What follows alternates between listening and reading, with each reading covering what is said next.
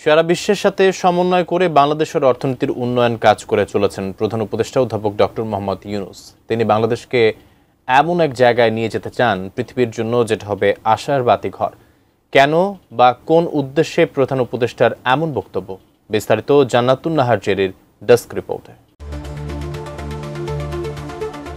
পৃথিবীর জন্য বাংলাদেশকে আশার বাতিঘর হিসেবে প্রতিষ্ঠা করতে চান প্রধান উপদেষ্টা অধ্যাপক ডক্টর মোহাম্মদ ইউনূস।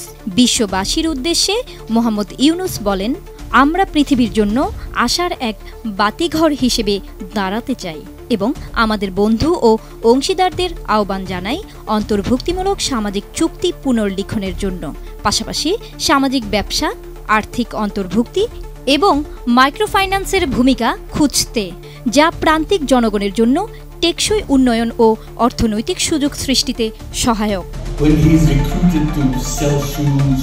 কাতারের রাজধানী দোহায় 22 এপ্রিল আর্থনা শীর্ষ সম্মেলন 2025-এর উদ্বোধনী অনুষ্ঠানে দেওয়া বক্তব্যে প্রধান উপদেষ্টা এসব কথা বলেন। অধ্যাপক মোহাম্মদ ইউনূস বলেন, বাংলাদেশ এখন এমন এক অবস্থায় দাঁড়িয়ে আছে যেখানে একটি নতুন সামাজিক চুক্তি করার সুযোগ এসেছে। এটি এমন এক চুক্তি যেখানে রাষ্ট্র ও জনগণ একটি ভবিষ্যৎ একত্রে গড়ে তুলবে, বিশেষ করে যুব সমাজ অন্তর্ভুক্তিমূলক ব্যবস্থা, ঐতিহ্য, ন্যায় বিচার, মর্যাদা ও সুযোগের ভিত্তিতে গড়ে তুলবে। কোয়ালিটি সম্পন্ন আন্তর্জাতিক মানের CMT 500W CSRM committed for better still। প্রধান উপদেষ্টা তার বক্তব্যে একটি সহনশীল, সমৃদ্ধ ও টেকসই ভবিষ্যতের স্বপ্নের কথা উল্লেখ করেন।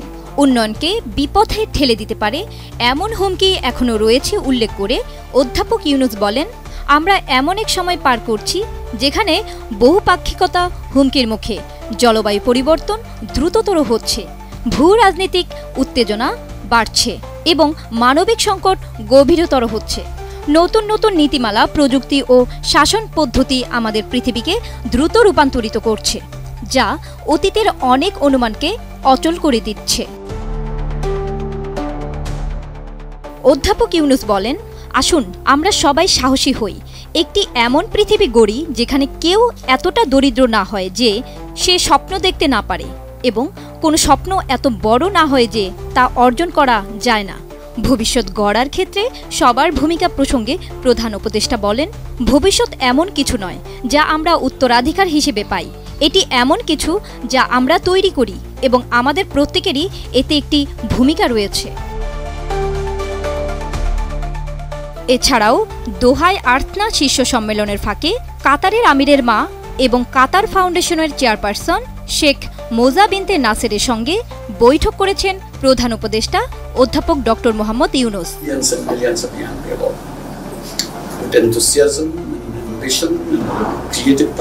জান্নাতুন নাহার জেরি, ATN নিউজ।